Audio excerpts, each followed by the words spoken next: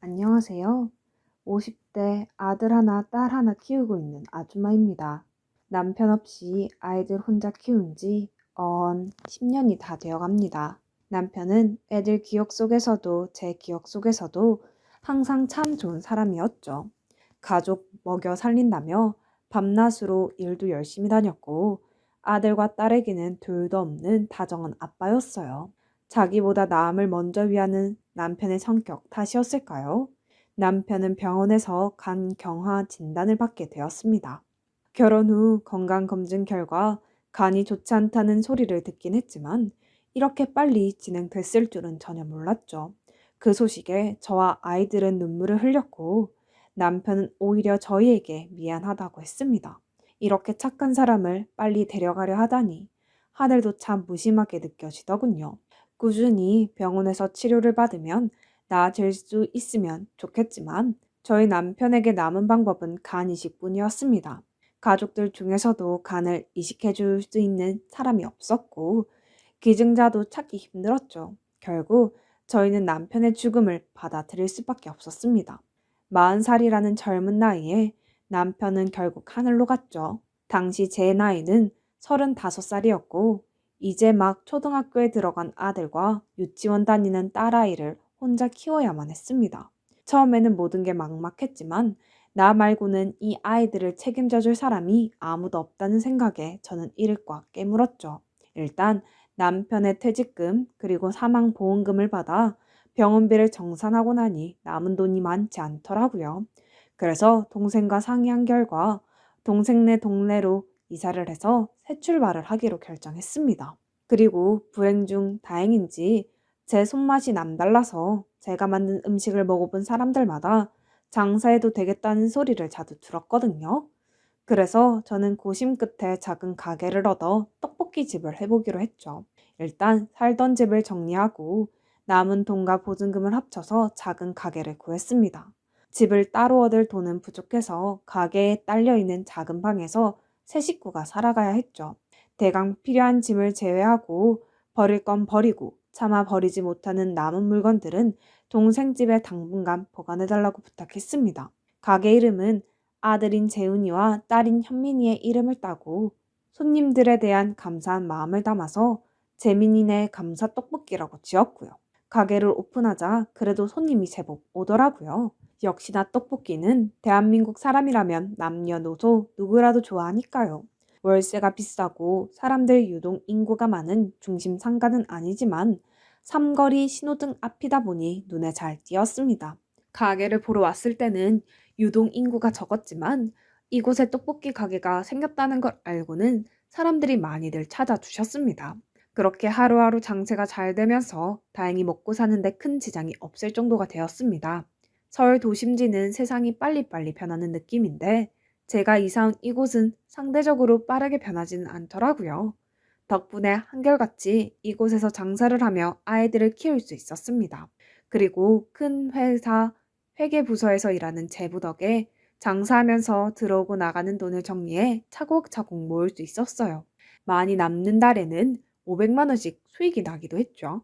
제 생각보다 찾아주시는 분들이 많아서 떡볶이 가게와 살림집을 빠르게 분리할 수 있었어요. 손님들이 저희 가게 떡볶이를 찾는 건 당연히 맛이었겠지만 제 성실함이 빛을 발했다고 생각합니다. 가게가 좀 잘 된다고 해서 더 넓은 가게로 이사갈 생각하지도 않고 늘 여는 시간과 닫는 시간을 칼같이 지켰어요.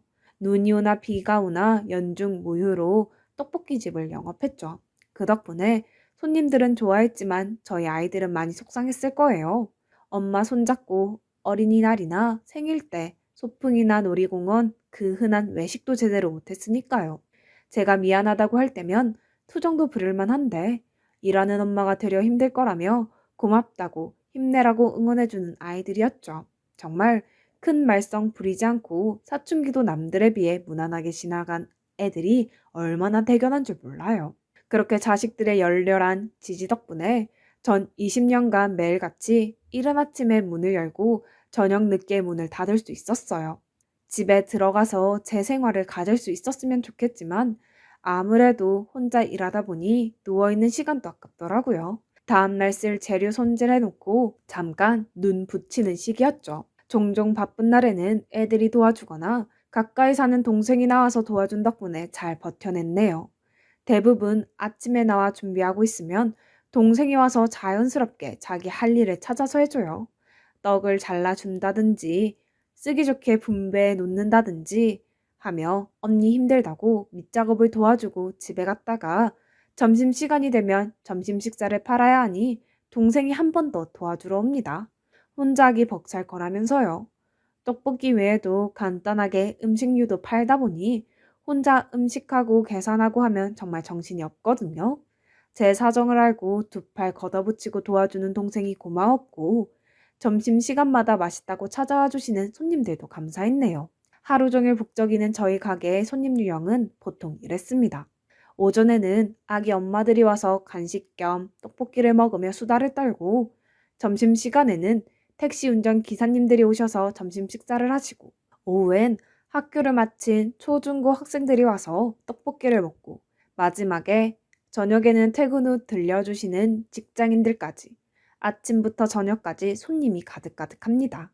이렇게 떡볶이를 사랑해주는 동네 단골 손님들 덕분에 행복하게 살아올 수 있었습니다.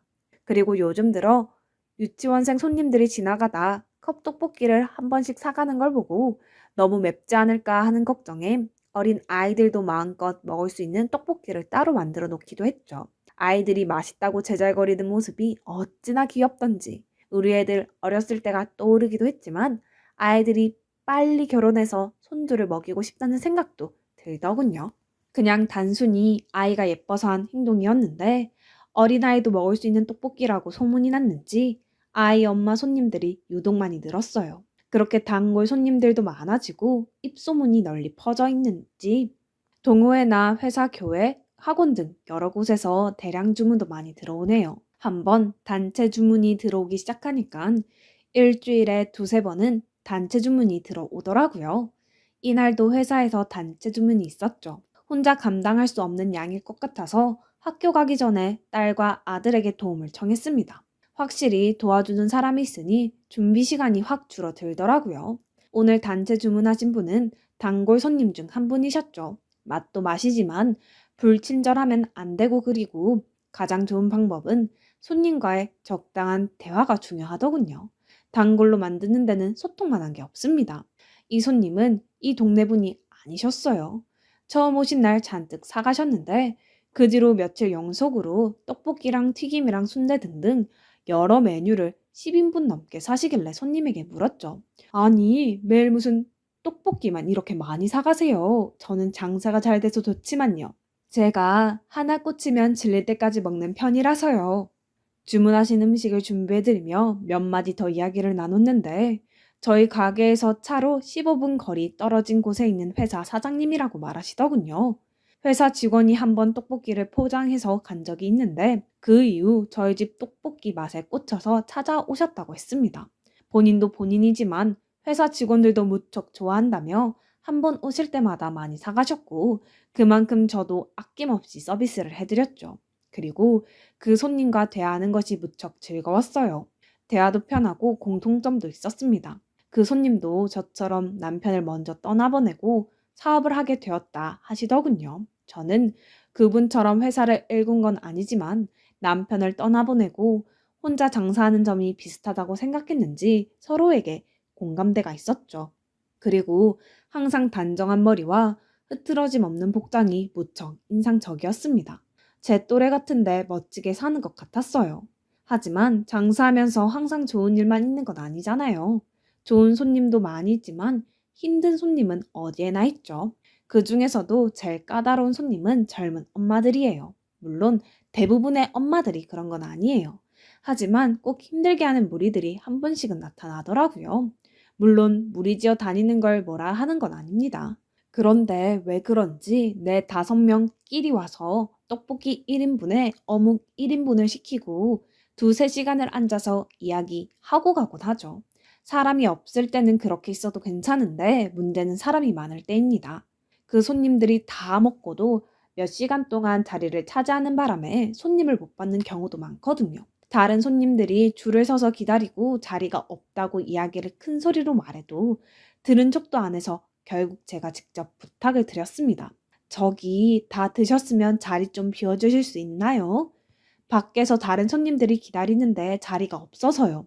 라고 말하니 그중 아이 엄마 하나가 얼굴이 시빨개져서 말하더라고요. 우리도 손님이에요. 떡볶이랑 어묵 먹었잖아요. 우리가 나가기 전에 나가라고 하면 안 되죠. 이미 다 드셨잖아요. 아까부터 밖에서 기다리는 손님도 계시는데 다 드셨으면 자리 좀 비켜주세요. 더 시키면 되는 거죠? 저희 오뎅 2개 주세요. 드시고 싶지 않은데 일부러 시킬 필요는 없고요. 다 드신 지 이미 오래된 것 같아서 다른 손님께 자리를 양보해달라고 하는 거예요. 기다리는 분이 안 계시면 더 앉아 계셔도 뭐라고 안 합니다. 그 테이블 손님들은 계속 안 나가겠다고 고집을 부렸고 저는 다시 한번 부탁을 했습니다.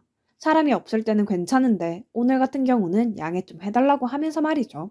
하지만 나가달라는 말이 기분이 나빴는지 함께 있던 다른 엄마들까지 한마디씩 거들며 안 나가겠다고 항의를 하더군요. 아줌마가 뭔데 우리한테 나가라 마라 해요? 동네 장사 이런 식으로 하시면 안 되죠. 맞아. 우리가 여기를 얼마나 자주 오는데. 떡볶이 집에서 2시간 전에 떡볶이를 다 먹고도 안 나가겠다고 고래고래 소리를 지르는데 귀청이 나가는 줄 알았습니다.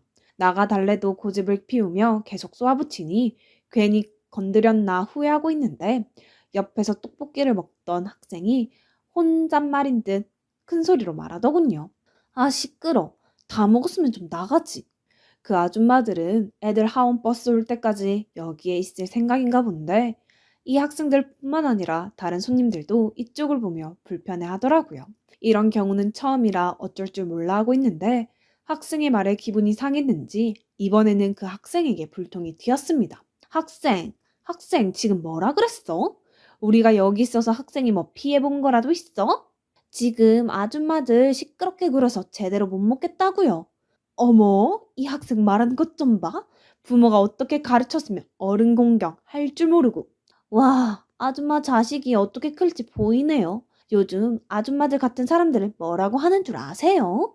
학생들이 지지 않고 대들며 한 말에 자극을 받았는지 애들 엄마들은 학생에게 삿대질까지 해가며 소리를 지르더군요. 고작 6테이블이 있는 작은 가게가 순식간에 난장판이 되어버리고 저는 아기 엄마들과 학생들 사이에서 어떻게든 진정시키려고 했죠. 그때 갑자기 큰 소리가 났습니다.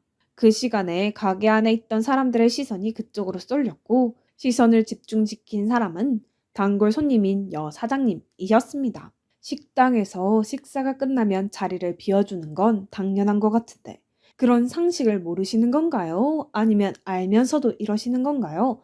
당신은 뭔데 껴들어요? 나 여기 단골 손님인데 올 때마다 빈 접시 놓고 앉아있는 걸 많이 봐서. 아줌마보다 우리가 더 자주 오는 단골이거든요. 참견 말고 조용히 떡볶이나 드시죠. 단골? 자주 오는 사람이 엄청난 단골이라 오해하시는 것 같은데 일주일에 3번 와서 10인분 이상을 사가는 사람이랑 4명이서 와서 떡볶이 1인분 시켜놓고 2~3시간 동안 앉아있는 사람 중 누가 더 좋은 단골인지 따져볼까요? 참나, 지금 돈 많이 쓰는 손님이라고 갑질하는 거예요? 갑질은 지금 아줌마들이 하는 거죠. 5,000원어치 시켜놓고 3시간 동안 앉아있으면서 다른 손님이 와도 자리에 안 비켜주고 어묵 국물 리필하며 버티고 있는 당신들이 하고 있는 게 갑질 아닌가요? 단골 사장님과 아이 엄마들의 신경전이 이어졌지만 사장님이 전곡을 콕 찌르자 별말을 못하더라고요. 잠시 정적이 흐를 때 아까 싸웠던 학생들이 박수를 치면서 사장님의 말솜씨에 사장님의 말솜씨에 감탄하면서 웃었어요. 결국 애기 엄마들은 5,000원을 탁 소리나게 내려놓으며 말하더라고요. 우리 여기 다시는 안 올 거예요. 아줌마 후회할 줄 알아요? 우리가 얼마나 마당빨인데 이 동네 소문 다 내서 망하게 해줄게. 이렇게 소리치고는 나갔습니다. 상황은 일단락됐지만 가게 꼴이 말이 아니었어요. 일단 식사하고 계시는 손님분들이 있으니 서둘러서 치웠고 저는 단골 사장님에게 감사 인사를 했죠. 그런데 그분이 오히려 저에게 사과를 하시더군요. 소란스럽게 해서 미안합니다. 아니에요. 오히려 쫓아내 주셔서 감사하죠. 이런 상황을 제대로 정리하지 못한 제 잘못이에요. 이런 일에 휘말리게 해드려서 죄송하네요. 저런 사람들 그냥 안 받는 게 이득일 거예요. 갑질하는 사람들은 손님으로 생각하지 마세요. 하며 오히려 절 위로해주기까지 했죠.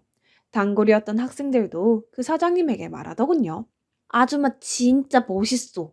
그래, 아줌마 멋있었어. 라고 멋쩍게 웃어 보이더니 제가 수습해야 하는 일인데도 본인이 소란스럽게 해서 미안하다며 매장 안에 계신 손님들 음식값과 또 떡볶이와 이것저것 해서 15인분을 포장한 값을 지불하겠다고 하셨습니다.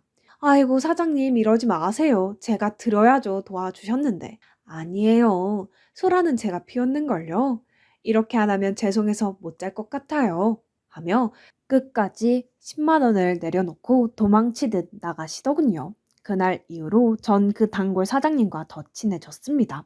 그러다 보니 서로 살아온 이야기까지 주고받게 되었죠. 사장님은 어떤 날엔 와서 제가 살아온 이야기를 들으며 찔끔찔끔 눈물을 흘리기도 하고 어떤 날에는 단골 사장님이 살아온 이야기를 듣다가 제가 펑펑 울기도 했네요.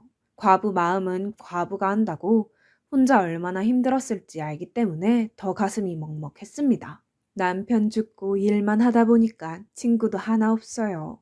같이 일하는 직원들은 있지만 젊은 사람들이 나이 먹은 사람 살아온 이야기 듣는 것 좋아하나요? 내 딸도 내 마음을 모르는데 그래도 사장님 자식들은 엄마 마음을 많이 이해하는 것 같아요. 애들 정말 잘 키우신 분 같네요. 라며 엄마로서 최고의 칭찬을 해주더군요.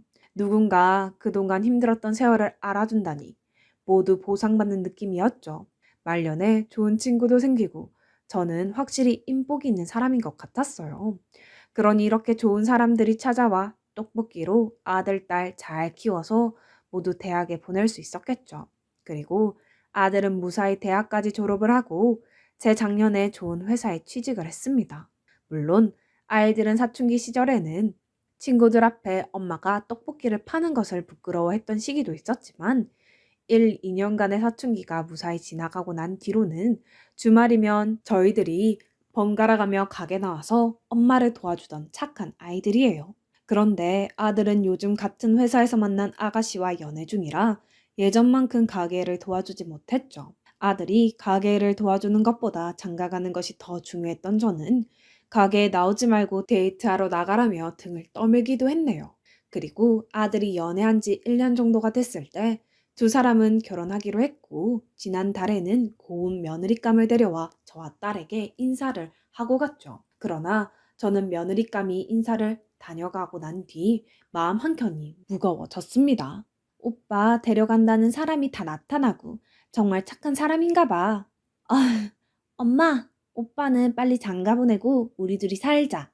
어두운 제 표정을 본 딸은 혹시라도 며느리가 마음에 안 들어서 그러는 줄 아는지 그 아가씨 편을 열심히 들더군요. 하지만 제가 걱정하는 부분은 며느리 될 사람의 집안이 꽤 부잣집인 것 같다는 것이었습니다. 며느리가 살고 있다는 지역은 시세를 대충 들어보니 저희와 다르게 엄청 비싼 곳에서 살고 있었으니까요. 우리 집에 와보고 많이 실망했을 수도 있고 아빠 없이 자랐다고 무시당하는 거 아닐지 걱정이 됐습니다. 그리고 아들과 딸 시집장가 보낼 때를 대비해 통장에 꽤 많은 돈을 모아놨다고 생각했는데 저런 집안의 아가씨면 턱없이 부족하겠구나 싶어 한숨만 나오더군요. 그래서 동생에게 이 고민을 털어놓으니 동생은 절대 그런 일 없을 거라며 호언장담을 하더군요. 아이고, 별 걱정을 다해. 재훈이가 그런 아가씨 데려왔으려고. 그리고 집안 차이 어쩌고 하면 내가 쫓아낼 테니깐 걱정하지 마. 그러고서 상견례 때 입을 옷은 있냐고 해서 딸에게 가게를 맡기고 오랜만에 백화점에서 옷 한 벌 사 입었습니다. 동생이 함께 가서 골라줬는데 무척 어색하더라고요. 동생은 새 옷 입고 어깨 펴고 당당하게 행동하라고 했지만 어쩐지 자꾸 주눅이 드는 것은 어쩔 수 없었습니다. 그렇게 걱정스러웠던 상견례 날짜가 잡혔고 예약한 식당도 고급스러운 한정식 집이라 전날에는 잠도 제대로 못 잔 것 같아요. 동생은 가게 걱정은 말고 잘 다녀라고 했습니다. 아들은 여자친구와 그곳으로 온다고 했고 저와 딸은 미용실에서 머리도 한 뒤 단정하게 차려입고서 예약된 식당으로 향했습니다. 이런 고급 식당은 처음이라 어쩔 줄 몰라서 있는데 딸이 평상시처럼 행동하라고 저를 잡아주더군요. 최대한 평정심을 찾아서 직원이 안내하는 방 앞에 섰죠. 그리고 미닫이 문이 열리자 안에 계신 사람들이 벌떡 일어나서 저를 맞이해 주시더군요. 저도 고개 숙여서 처음 뵙겠습니다 하고 인사를 했는데 고개를 드는 순간 벌어진 입을 다물 수가 없었습니다. 낯 익은 사람이 그곳에 서 있더군요. 바로 저랑 친구이자 단골인 여 사장님 말이죠. 사돈, 어서 오세요. 하며 밝게 웃으면서 저를 반겨주는 단골 사장님에게 간신히 말할 수 있었습니다. 아니 사장님이 여길 어떻게? 제가 미연이 엄마 되는 사람입니다. 저는 그 말에 어쩔 줄 몰라 허둥지둥했네요. 제가 부잣집 딸이라는 말에 기가 죽어서 며느리 될 사람의 얼굴을 제대로 보진 못했더라고요. 아들 여자친구의 얼굴에 단골 사장님의 얼굴이 많이 보였는데 말이죠. 어휴, 제가 알아보지도 못하고 그동안 그 사장님에게 말한 내 과거 이야기들이 머릿속을 빠르게 지나가면서 민망하기도 하고 혹시 내 아들 흠 잡힐 짓을 한 건 아닌가 하는 걱정이 되기도 했죠. 하지만 그런 생각에 빠져있는 저를 보고 사장님은 말씀하시더군요. 저희 미연이 마음에 드시면 결혼 진행시키시죠. 저는 재훈이가 제 사위가 되는 것도 사장님이 제 사돈이 되는 것도 대환영입니다. 사돈처럼 인정스럽고 복 많으신 분이 어디 있을까요? 제 딸 많이 부족합니다. 그런데 다른 건 몰라도 절 닮아서 사람 보는 눈은 아주 좋아요. 그러니까 재훈이를 바로 잡은 거죠. 하며 호탕하게 웃으시더군요. 이야기를 들어보니 처음에는 사장님도 몰랐다고 했습니다. 재훈이가 인사 왔을 때 집안 이야기를 하다가 자신이 자주 찾는 떡볶이집 아들이라는 것을 알게 되었다고 하더군요. 사돈은 저와 지난 과거 이야기를 나눈 것도 많고 시어머니 되는 사람이 나와 같은 사람이라면 안심할 수 있겠다 생각했다고 하네요. 어찌 보면 딸 시집 보내기 전 저와 비슷한 고민을 하신 거겠죠. 저는 사돈이 재훈이 어머니라는 걸 아는 순간 이 결혼 찬성이었습니다. 물론 저도 반대할 이유는 없었어요. 사돈의 인품은 지난 시간 동안 충분히 알 수 있었으니까요. 제 걱정과 달리 좋은 사돈을 만나 아들과 며느리는 바로 결혼을 했습니다. 아들이 결혼할 때 보태주려고 돈을 모아뒀지만 아이들은 자신들의 힘만으로 하겠다며 아무 도움도 받지 않는다고 단호하게 말해서 사돈과 저는 그냥 예의 차원에서 서로 비슷한 수준의 선물만 주고받았습니다. 그리고 결혼식은 주례없는 결혼식으로 했습니다. 요즘 그렇게 많이 한다고 하더군요. 둘 다 아버지가 없는 아이들이었기에 엄마들이 성혼 선언문과 축사를 읽어주기로 했는데 말 주변 없는 저는 성혼 선언문을 낭독했고 사돈이 축사를 읽었죠. 그리고 그 축사 중에 가장 인상 깊었던 부분이 있었습니다. 혼자 키운 딸 미연이가 이렇게 귀한 집안과 인연을 맺을 수 있게 되어 진심으로 영광입니다. 저 역시 사위 재훈이를 아들처럼 보듬어 주겠습니다. 그 말에 저는 눈물을 흘렸습니다. 저도 이렇게 좋은 인연을 맺을 수 있어서 영광스러웠어요. 사돈의 축사를 들으며 무척 행복했습니다. 그렇게 아들의 결혼식이 끝나고 저는 다시 일상으로 복귀했고 여전히 떡볶이집을 하고 있습니다. 여전히 일주일에 3번씩은 떡볶이를 사가고 있죠. 어떤 날은 그렇게 자주 먹으면 물리지 않느냐고 물었더니 사돈의 회사에는 총 8개의 부서가 있는데 번갈아 가며 부서별로 한 번씩 간식으로 떡볶이를 쏘는 거라고 말하더군요. 직원들 모두 사장님이 쏘는 떡볶이를 가장 좋아한다고 하네요. 그래서 내가 굳이 차 타고 15분 거리에 있는 사돈 댁까지 오가는 거잖아요. 참 고마웠습니다. 그래서 저도 보답하는 의미로 서비스를 팍팍 주었죠. 그리고 추가로 덧붙이자면 사돈이 물리쳐둔 그때 그 애기 엄마들은 지역 커뮤니티에 우리 가게에 대한 안 좋은 글을 써서 올리긴 했지만 그때 함께 있던 여학생들이 그날 소동을 카메라로 촬영했었고 제법 상세하게 반박글을 적어 올렸던 모양이더군요. 사람들은 저희 가게에 안 좋은 글을 올린 애기 엄마들을 질타했고 결국 본인들 손으로 그 글을 삭제했습니다. 그 여학생들에게 너무 고마워서 떡볶이랑 오뎅 등을 공짜로 먹을 수 있게 해줬고 저희 가게에 올 때마다 서비스를 팍팍 줬습니다. 여러분들이 보시기에도 저는 정말 인복이 많은 사람인 것 같죠? 언제까지 떡볶이집을 할 수 있을지 모르겠지만 할 수 있는 그날까지 저는 이 자리에서 감사하는 마음으로 떡볶이를 만들고 있을 겁니다. 제 글을 읽어주신 모든 분들께도 감사드립니다.